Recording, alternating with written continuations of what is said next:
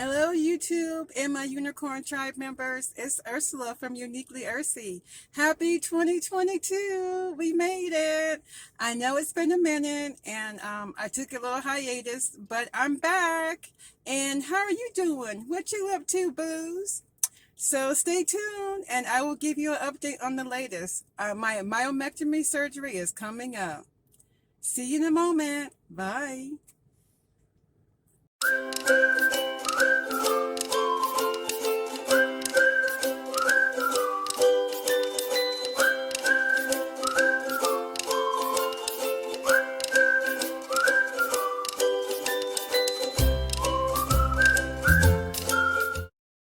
Okay, so I'm back. I hope everyone is doing well. As I mentioned in my opening, Happy New Year, Happy 2022. This week will be 1 year since I've started my YouTube journey, documenting my journey to become a single mom by choice using donor eggs and donor sperm. And it's been a rough journey. Just to give a recap, I started off January 2020, being really excited. I had secured a egg donor and already had frozen sperm on ice at my fertility clinic. I live in Florida, but my fertility clinic, I'm going through CNY Fertility in Syracuse, New York. And I got my egg donor. She cycled in February, and I got I purchased 6 of her eggs, and out of the 6 eggs, 5 of the embryos, 5 of the eggs fertilized, and I ended up with 2 fair rated quality embryos. So I have 2 embryos on ice, and while I was preparing to get ready to do my transfer, I found out that I had fibroids. I have a history of fibroids. I've had 2 myomectomy surgeries in the past, and my first one in 2007, my second one, my first one was an open myomectomy surgery.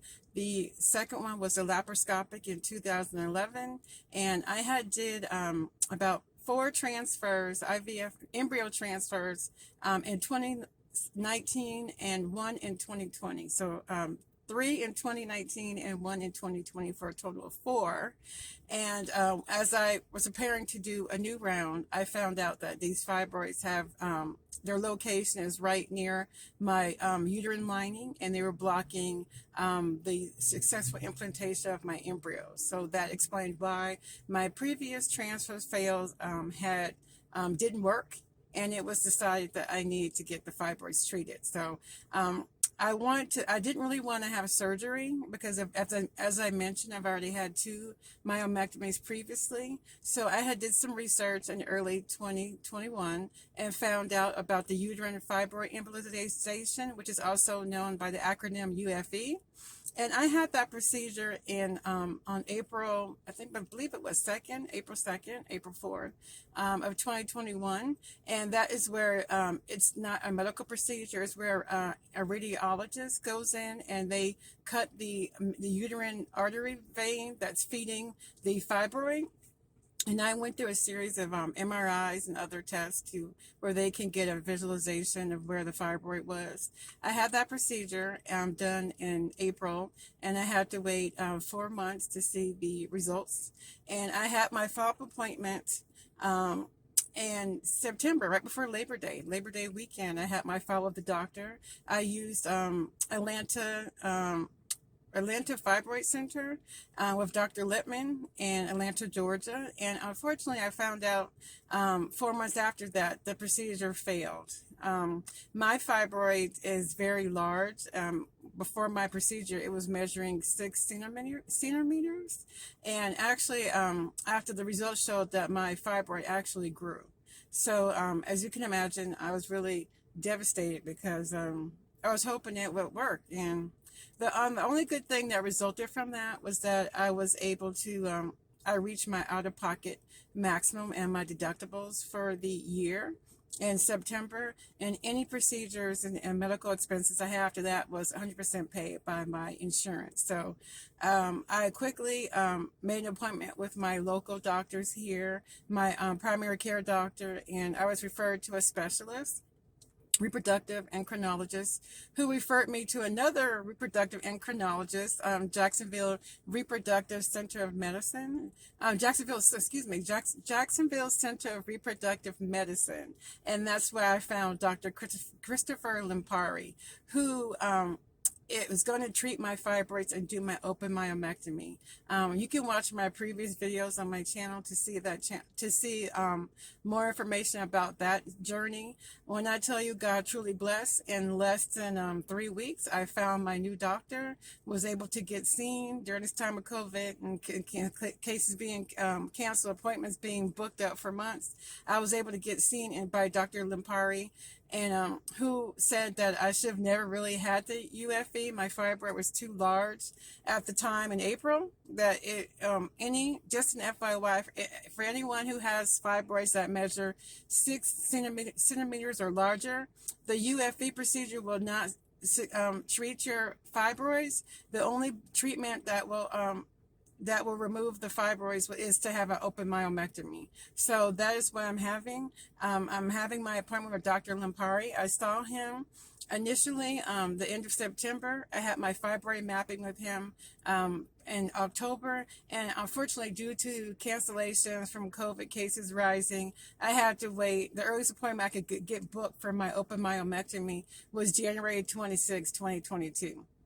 So I had to wait 3 months, 90 days to get my appointment.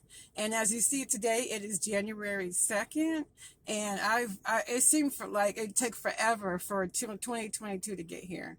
And I'll tell you in a moment about what I've been through since my last video, I believe, was in November, early November. And when I tell you November, December was tough, oh my goodness, I'm really feeling the effects of these fibroids. So, but I just give God glory. I made it. I crossed over to 2022, and my surgery is only a couple of weeks away. So I'm going to take a break right here, insert a picture so you can see just a recap of November. I celebrate my birthday. I turned 49. Thank God, I'm still looking good. God's keeping me looking young. Thank you, Jesus. But honey, I'm feeling it. I'm starting to feel this 49. And I am excited to have my surgery. As you know, I'm trying to have a baby before 50. If not, I'm now seeing that after I have my myomectomy in January, on January 26th, my doctor said that I would need to wait 3 months before I could do a transfer. He said anytime after that, I could do my embryo transfer. So I'm looking at now time frame of April, May to have my embryo transfer. And I really feel so encouraged because I truly believe in my spirit that it's going to work this time. The only thing that was blocking my implantation in the past was this fibroid, and it's going to be removed, and everything will be cleared out, and my baby will be able to implant successfully and grow. So I am so excited. I'm so motivated.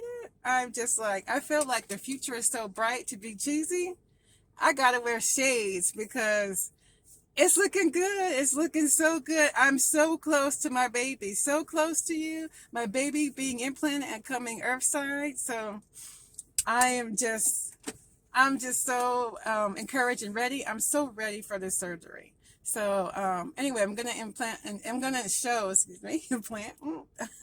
I'm going to and show a little picture here from the previous months and the holidays, and then I'll come back with an update of my upcoming procedure.